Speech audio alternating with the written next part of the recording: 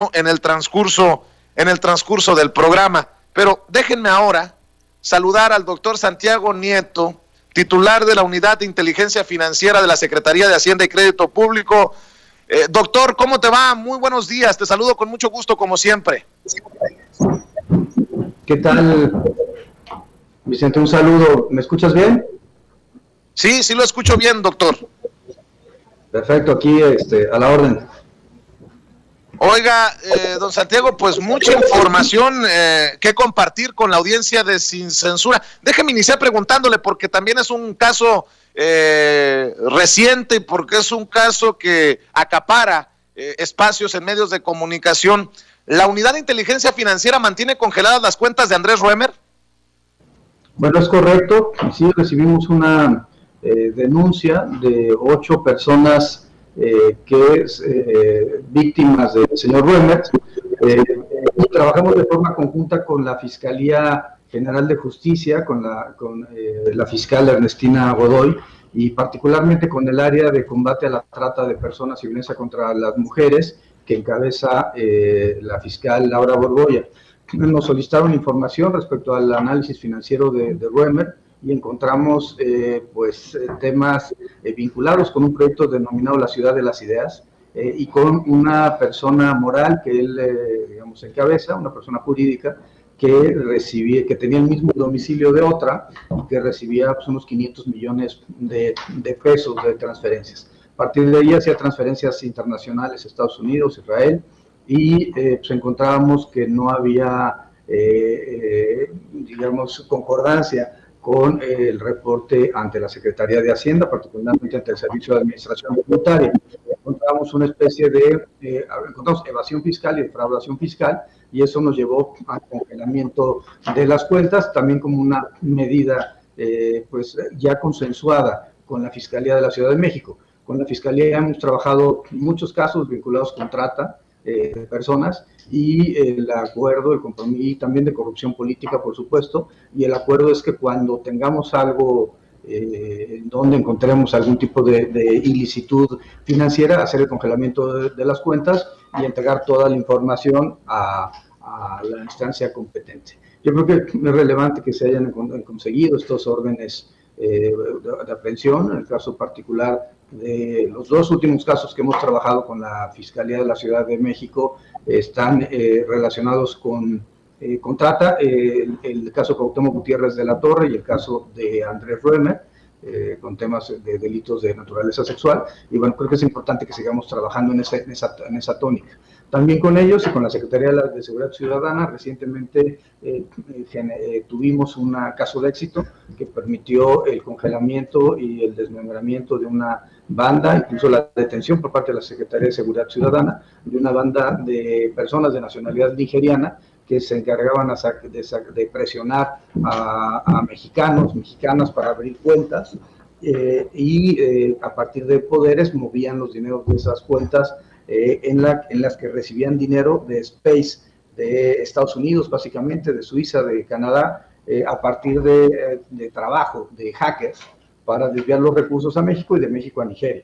Realmente creo que fue un caso importante. Yo creo que lo que quisiera hacer es reconocer todo el trabajo de la Secretaría de Seguridad Ciudadana, de la Fiscalía General de Justicia de la Ciudad de México, en estos temas que son tan importantes para todos y para todas. Doctor, ya mencionaba usted el caso de Cuauhtémoc Gutiérrez de la Torre, conocido en algún momento como el rey de la basura, el que fuera líder, presidente del PRI en el Distrito Federal. ¿Qué hay en ese caso? Porque en lo último en lo que me quedé es que familiares de él, como su hermana, buscaban el descongelamiento de cuentas. ¿En qué está el caso de Cuauhtémoc Gutiérrez de la Torre en la Unidad de Inteligencia Financiera? Nosotros encontramos una red también de empresas fachadas de personas físicas que recibían cantidades importantes de recursos en efectivo. Y estos recursos eran introducidos a campañas electorales, por un lado, y por otro lado, por supuesto, el enriquecimiento de estos personajes. Sí promovieron juicios de amparo. Nosotros nos hemos opuesto ante las suspensiones que se han otorgado, pero las suspensiones estaban condicionadas a que no existiera la investigación de alguna conducta delictiva. Nosotros en todos los supuestos le hemos planteado ante los jueces que estamos en presencia de casos ya denunciados o que casos donde se ha solicitado la actuación de la unidad a partir de una fiscalía, particularmente la fiscalía, en este caso la Fiscalía General de Justicia de la Ciudad de México, y por supuesto que las cuentas permanecen congeladas en todos los casos, y así nosotros mantendremos el proceso. Tuvimos sí un caso desafortunado de trata donde un juez le concedió la suspensión a Kamel Nassif. Lo tenemos recurrido ante un tribunal colegiado y también hemos llevado a partir de ahí el asunto a la Suprema Corte de Justicia de la Nación, solicitando que atrajera la resolución del caso, porque pues, nos parece muy importante mandar el mensaje de que no se pueden descongelar las cuentas de personas que utilizan el sistema financiero para blanquear capitales provenientes de la trata de personas o de cualquier conducta delictiva. O sea que a Kamel Nassif se le descongelaron las cuentas, doctor. Un juez de distrito le otorgó esa suspensión y nosotros nos hemos opuesto, hemos recurrido a esa decisión y seguiremos todo el trámite legal. El efecto, yo quiero llamar la atención aquí porque al final del día significaron 800 millones de pesos los que fueron descongelados de las cuentas de Nassif.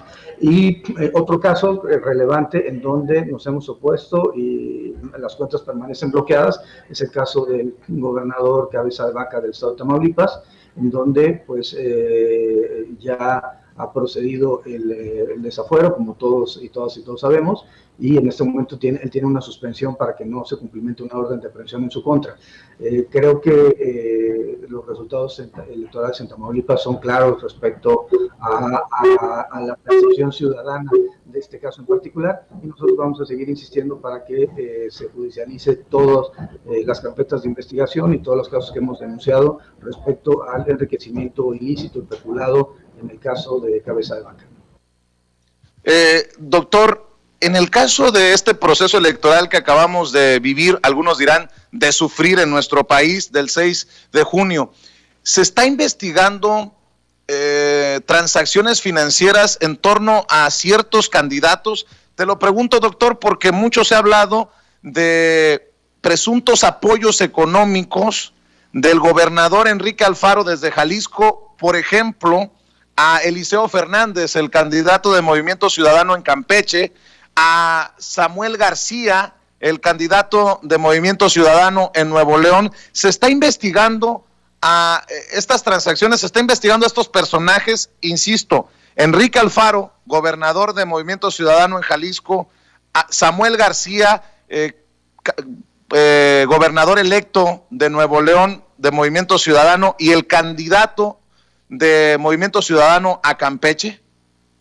Bueno, al respecto, quisiera solamente hacer un planteamiento preliminar. El presidente Andrés Manuel López Obrador me ha pedido que no, se intervenga en el proceso electoral, precisamente porque él lo que quiere es dejar claro que, a diferencia de lo que sucedía en antaño, él y el Ejecutivo General, las áreas del Ejecutivo mexicano, no se utilizan con una finalidad electoral, y mucho menos para poder tener una presión hacia opositores políticos. Ahora, en el caso particular, lo que sí es un hecho es que, como hemos comentado, el Instituto Nacional Electoral y la UIF firmamos 2 anexos técnicos al inicio de este año, y eso nos ha permitido entregar la información.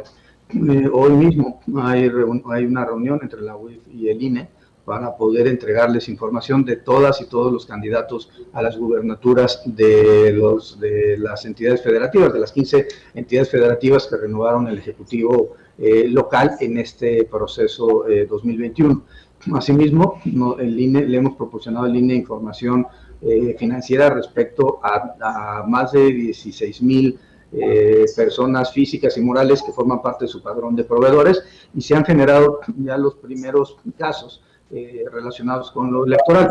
El acuerdo que existe es que nosotros les entregamos la información al Instituto Nacional Electoral, y ellos, en el ejercicio de sus funciones, ellos y ellas, en el ejercicio de sus funciones, deberán determinar lo que corresponda. Por supuesto, se entregó información respecto a candidatas y candidatos en Campeche, en Nuevo León, pero en general, pero esto fue general, fue para todos los casos. Y hemos tenido requerimientos, también se ha hecho público, la Fiscalía General de la República nos hizo un requerimiento respecto a Samuel García, la propia Fiscalía lo hizo público a partir de un comunicado, y nosotros hemos entregado la información a las autoridades que, teniendo la competencia para hacerlo, nos han requerido información en los casos concretos. Entonces yo creo que aquí es una responsabilidad de todas y de todos vigilar por los buenos resultados de las elecciones, y en el caso particular la Unidad de Inteligencia Financiera tiene que cumplir con lo que dice la ley, y la ley señala que debe existir un convenio de colaboración con el INE y que tenemos que entregarle la información al INE cuando sea requerido. Estamos haciendo la revisión para ver si los datos, los casos ameritan para presentar denuncias ante la Fiscalía especializada en delitos electorales. Y bueno, lo que el presidente me ha planteado es si se encuentra cualquier tipo de irregularidad respecto a cualquier persona vinculada con cualquier partido político o candidatura independiente, es importante que se denuncie y se lleven los casos hasta las últimas consecuencias. Lo hemos platicado tú y yo en muchas ocasiones. Creo que el tema del combate a la corrupción pasa por combatir la impunidad, y la única forma de combatir la impunidad es que existan personas que han cometido alguna conducta delictiva, sean llevados ante los tribunales para que los tribunales resuelvan en última instancia. Yo creo que hay que apostar todos por ello, y de mi parte, pues el compromiso del presidente López Obrador ha sido velar por cumplir con los principios rectores en esta materia, en lo que corresponde al gobierno de México, particularmente pues la imparcialidad en el ejercicio de los recursos públicos y la equidad en la contienda electoral, que están contemplados en el artículo 134 de la Constitución y que obligan a todas las autoridades. Creo que vale la pena mencionarlo, y pues el presidente ha sido muy claro conmigo: deja la parte electoral, solamente mandemos la información hacia donde se tiene a las instancias competentes, y hay que seguir con todos los temas que vinculan irregularidades financieras en el resto de los delitos, ¿no? Tenemos que seguir manteniendo esta posición de cero tolerancia a la corrupción, de cero tolerancia a la impunidad, y por supuesto de cero tolerancia a cualquiera de los delitos predicados vinculados con el lavado de dinero, que incluye la trata de personas, el tráfico de drogas, el narcomenudeo, el tráfico de armas, entre otras conductas delictivas. Ahora sí que caiga quien caiga. Confírmeme si puede, doctor, esto que publica el periódico Milenio, ayer lo mencionaba aquí en Sin Censura, que hay áreas de inteligencia del gobierno de la 4T que rastrean presuntos vínculos de al menos 6 candidatos a gubernaturas y diputaciones federales con el crimen organizado, y destacan 2 que son de la coalición Morena PT Verde. El caso del morenista Rubén Rocha Moya, el gobernador electo de Sinaloa, y el de San Luis Potosí, el verde petista Ricardo Gallardo, además de 3 diputados federales reelectos. ¿Qué puede decirme de este caso? Porque mencionan que hay indagatorias que ya lleva a cabo la Unidad de Inteligencia Financiera en este mismo sentido, doctor. A ver, como mencioné, todo se ha puesto a disposición del Instituto Nacional Electoral, el análisis de todas las personas candidatos. Segundo, en el caso de Rocha en Sinaloa, en realidad no hay ningún elemento en la unidad que nos permita presumir algún tipo de irregularidad, y esto es así, y ha sido la información que le hemos proporcionado al Instituto Nacional Electoral, porque en nuestra base de datos no se ve mayor información. Y tercero, como ha sido público, bueno, se presentó una denuncia desde el año pasado en contra de una red de empresas vinculadas con el candidato ganador de las elecciones en San Luis Potosí, pues particularmente el caso de Gallardo. Es un asunto pues, que tendrá que valorar la Fiscalía General de la República, pero también lo hicimos en contra de Tecmol, el otro candidato de San Luis Potosí, desde hace ya más de un año, y por supuesto pues, hemos proporcionado la información. Se han congelado las cuentas de las empresas que desde Tamaulipas mandaban recursos a San Luis Potosí, presuntamente para la campaña del Partido Acción Nacional, entonces, o de la coalición. Insisto en que el presidente me ha pedido que estos temas ya no los toquen. Nosotros estaremos atentos a los requerimientos que venga por parte de las autoridades competentes, ya sea la Fiscalía, el Servicio de Administración Tributaria o el Instituto Nacional Electoral, la Fiscalía Electoral, pero para mí creo que lo importante el día de hoy es pues hacer del conocimiento de las personas en el país que el día de ayer el Grupo de Acción Financiera Internacional emitió una resolución que recalifica de forma positiva a México en el tema del combate al lavado de dinero, por lo menos en 6 de las 7 recomendaciones que se solicitó la recalificación. Esto se ha logrado pues, a través del trabajo coordinado, en donde la Unidad de Inteligencia Financiera pues, ha tenido una labor importante de coordinación nacional, que somos la instancia que coordina los esfuerzos de las distintas áreas y dependencias, inclusive órganos constitucionales autónomos, para combatir el lavado de dinero. Y avanzamos en materia de organizaciones sin fines de lucro, avanzamos en materia de debida diligencia del cliente, avanzamos en materia de nuevas tecnologías, particularmente los activos virtuales, las transferencias electrónicas, las dependencias de terceros y en el tema de personas políticamente expuestas. Yo creo que este es un asunto importante. Las 3 de las 6 recomendaciones pasaron a ser mayoritariamente cumplidas y 3 las tenemos ya cumplidas en su totalidad, y creo que pues es el cumplimiento de los estándares internacionales lo que va a permitir tener una mayor credibilidad y confianza en el extranjero para la inversión en México y para pues, la persecución de este tipo de conductas delictivas. Déjeme leer precisamente un poco acerca de este tema que me parece muy relevante, pero antes nada más para aclarar, para la gente que nos está viendo, yo ayer le leía este artículo de Milenio que señalaba al profesor Rubén Rocha Moya en esta investigación. Hoy nos acaba de aclarar el doctor Santiago Nieto que no han encontrado indicios ni nada que pueda apuntar a esto que dicen en el periódico Milenio, aquí aclarando las cosas para que todos estemos al menos sin censura, en la misma página. México mejora en 6 recomendaciones tras combate al lavado de dinero. Como resultado del progreso de México en el fortalecimiento de sus medidas para combatir el lavado de dinero y el financiamiento del terrorismo, desde la evaluación hecha al marco del país, el Grupo de Acción Financiera Internacional, el GAFI, mejoró la calificación en 6 de 7 recomendaciones que las autoridades financieras del país pidieron reclasificar.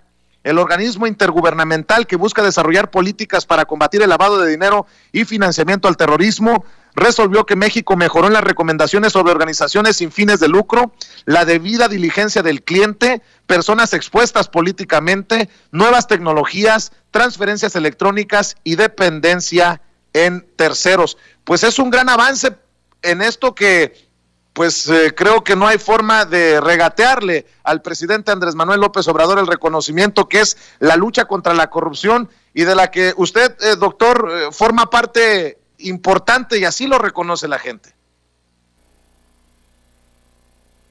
Muchas gracias por esta introducción. Sí, es muy relevante, en razón de que no se trata de un análisis interno, de un diagnóstico propio del gobierno de México, sino se trata de un reconocimiento internacional a partir de este Grupo de Acción Financiera Internacional, del cual México forma parte desde el año 2000. El GAFI fue una creación en realidad del G7 y después fue, digamos, tomando carta de naturalización hasta que en este momento incluye pues más de 164 países que son revisados de manera periódica para efecto del cumplimiento de ciertos estándares internacionales en materia de combate al lavado de dinero, financiamiento del terrorismo y proliferación de armas de destrucción masiva, así como los delitos predicados. Para nosotros, el tema de la trata de personas, el tráfico de drogas, el tráfico de armas, la corrupción política son temas centrales que hay que estar combatiendo, pero todos estos delitos tienen un componente financiero. Y hay 40 recomendaciones que se emitieron desde el 96 y que periódicamente se van actualizando, que son evaluadas por la comunidad internacional. Y es la comunidad internacional quien nos dice que hoy en día México tiene de las 40 recomendaciones 8 cumplidas en su totalidad, tenemos 22 mayoritariamente cumplidas. Esto significa que de 40 recomendaciones 30 tenemos un grado significativo de avance, lo cual nos permite estar digamos, en un seguimiento intensificado por parte de la comunidad internacional, pero en una posición, digamos, privilegiada y de reconocimiento respecto a las acciones que en México se desarrollan. Y tenemos todavía 9 parcialmente cumplidas y una no cumplida que tiene que ver con los sujetos obligados por actividades vulnerables, pero que hay que decirlo también y hay que reconocer, el senador Monreal, el senador Menchaca, han planteado que dentro de los temas que se discutirán en el siguiente periodo de sesiones como temas prioritarios es el fortalecimiento de la unidad de inteligencia financiera, y eso pasa evidentemente por una reforma que permita cumplir con estas 9 recomendaciones parcialmente cumplidas y con la no cumplida. Pero en este momento, pues México se encuentra en los lugares pues, más relevantes, al tener una posición, digamos, sobresaliente en 22 recomendaciones y 8 completamente cumplidas, incluyendo algo que era fundamental, las nuevas tecnologías, las criptomonedas, el asunto de mecanismos para evitar que se utilicen las criptomonedas, los activos virtuales, para lavar dinero en nuestro país.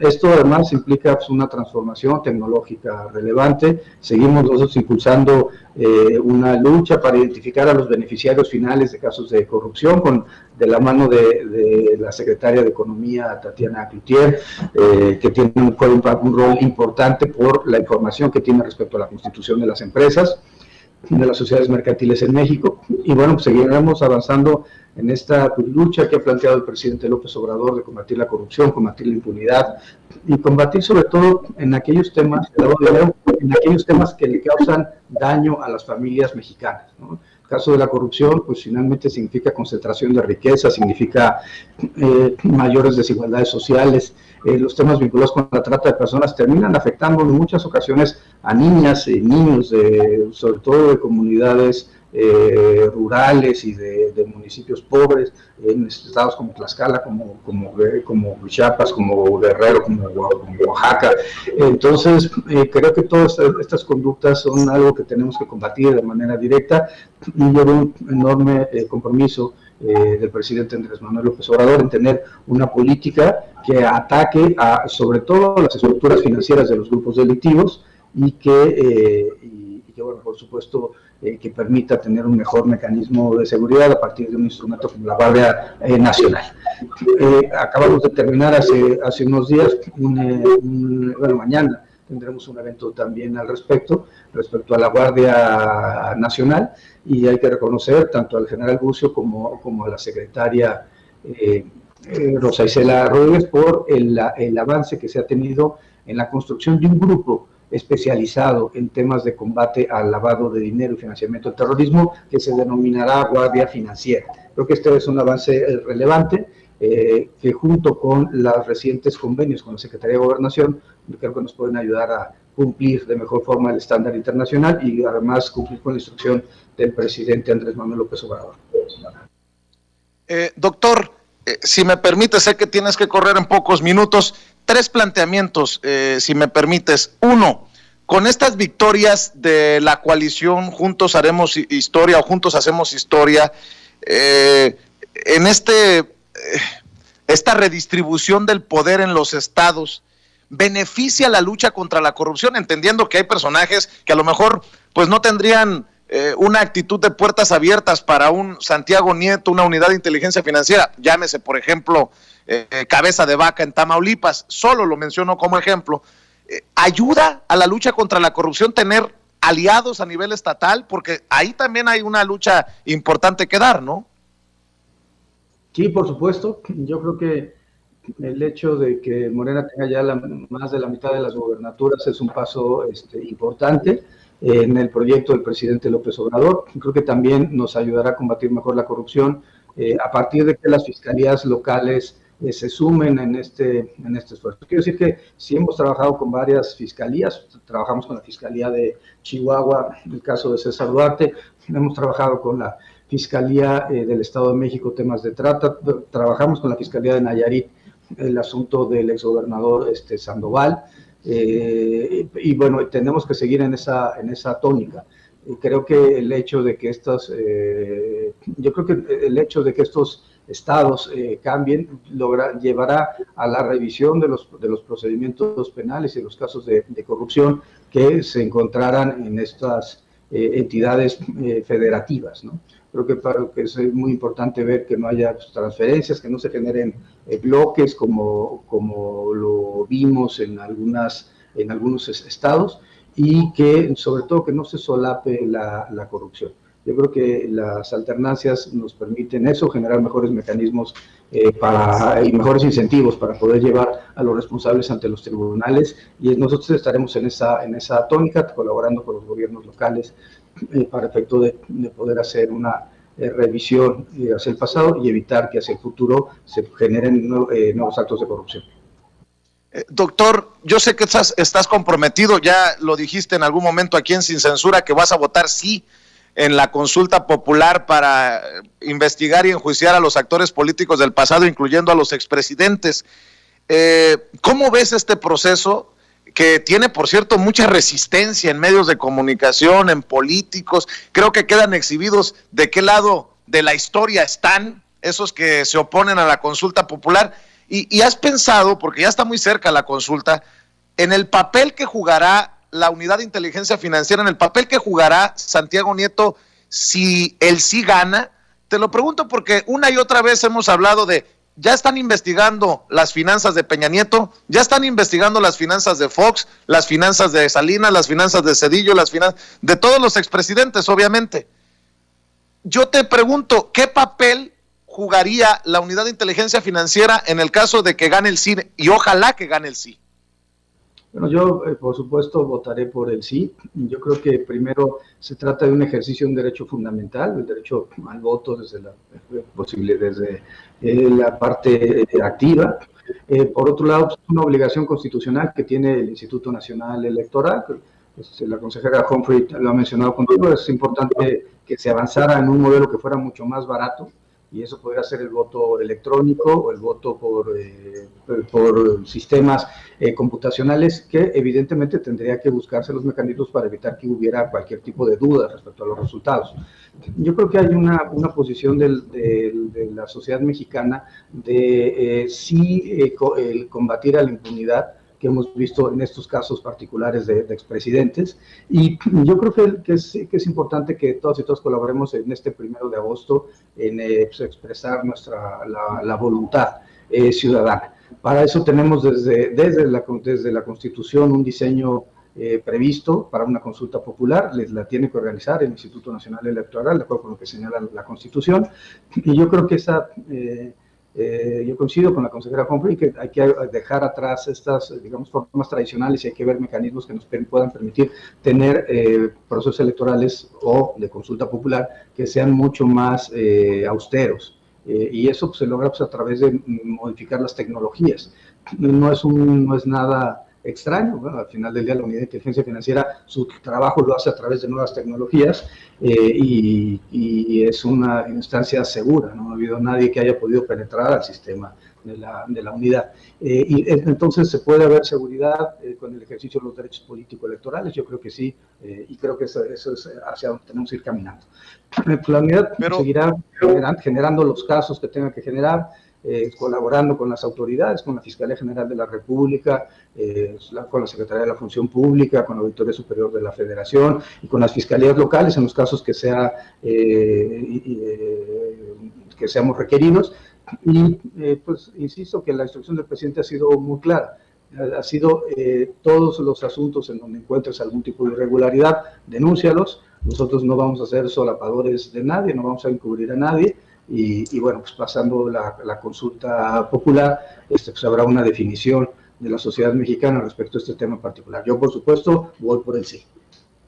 Pero en este momento no hay elementos para investigar las finanzas de Peña Nieto. Se lo digo porque nuestro compañero Jesús Lemus acaba de publicar su libro Jaque a Peña Nieto y su imperio de corrupción, y creo que habla de un gran desfalco. Está el caso de Luis Videgaray, desde la Secretaría de la Función Pública, inhabilitado 10 años para tener un puesto en el gobierno.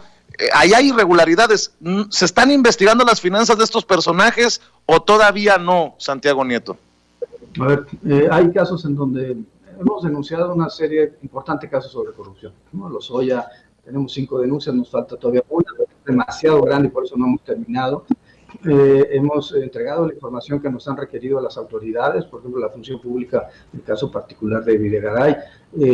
Tenemos además esta investigación respecto a la propia denuncia de Lozoya, que involucra a 70 personas físicas y morales, y en general hemos estado avanzando en todos los casos. Y tanto en estafa maestra como en Operación Zafiro, como digamos los desvíos de recursos, la generación de empresas fachada, las factureras, cuando hay relación con el gobierno siempre hay una constante, pues que era gente pues vinculada directamente con el señor Peña Nieto. Entonces, pues hay que seguir con los procesos y pues, evidentemente encontrar las tipologías para no volverlo a repetir, pero por supuesto pues, presentar las denuncias correspondientes. Yo esperaré a los resultados de la consulta popular y bueno, pero tengo muy claro que el mandato principal que recibí por parte del presidente López Obrador es tener la política de cero tolerancia a la corrupción y cero tolerancia a la impunidad. Estaremos trabajando con eso, seguiremos trabajando con este tema del reconocimiento internacional para poder mejorar otras de las recomendaciones de Gafi y bueno, estableciendo pues sobre grupos de trabajo recientemente con Guatemala para poder combatir la trata de personas, el tráfico ilícito de migrantes y bueno, creo que para que la unidad pues funcione para lo que fue diseñada, proporcionar información a las autoridades competentes, denunciar, congelar cuentas de casos que involucren lavado de dinero vinculado con cualquier tipo de conducta delictiva en nuestro país. Doctor, ya para cerrar y agradecerle su generosidad de siempre y sus detalles con Sin Censura para tomarnos estas comunicaciones. Hace unas semanas en el periódico El País se señalaba a Santiago Nieto como, si recuerdo bien y si no me corrige, como posible presidenciable en el 2024 o aspirante a la presidencia. Y creo que nada más hay que recorrer las redes sociales para ver que Santiago Nieto goza de gran simpatía entre muchas personas que ven con buenos ojos lo que hace desde la Unidad de Inteligencia Financiera. En estos momentos en los que, con eso inicié el programa, se habla de Claudia Sheinbaum, de Marcelo Ebrard, de Noroña, de Claudia X González, de Ricardo Anaya, de todos estos personajes rumbo al 2024, ¿usted ha pensado en la posibilidad de ser uno de esos presidenciables, Santiago Nieto? No, para nada, no, zapatero a tus zapatos. O sea, mis temas son temas de procuración, impartición de justicia, inteligencia. Creo que cada quien tiene que dedicarse a lo que sabe hacer. Yo respeto mucho a los políticos, a las políticas, porque bueno, en ningún libro se enseña cómo ser político, cómo ser política. El presidente López Obrador lo ha dicho en muchas ocasiones, es un arte, es un oficio, es una forma de entender a las sociedades. Y no, yo me dedico a temas de investigación, de procuración de justicia, y creo que de impartición de justicia, y creo que cada quien tiene que saber dónde están sus límites y dónde puede aportar algo. ¿Pero no le agrada? ¿No le agrada la idea, Santiago? No, yo creo que cada quien se tiene que dedicar a lo que sabe hacer y en mi caso creo que los temas están claros en la línea de los temas de justicia. Le agradezco mucho, doctor, por siempre estar aquí hablando con nosotros sin censura. Le mando un abrazo. Muchas gracias. Vale. Cuídese, el doctor Santiago Nieto, titular de la Unidad de Inteligencia Financiera, hablando con nosotros sin censura, siempre mesurado, siempre muy cauto en sus declaraciones, pero bueno, creo que nos deja mucho para el análisis, para el debate con sus declaraciones aquí en Sin Censura.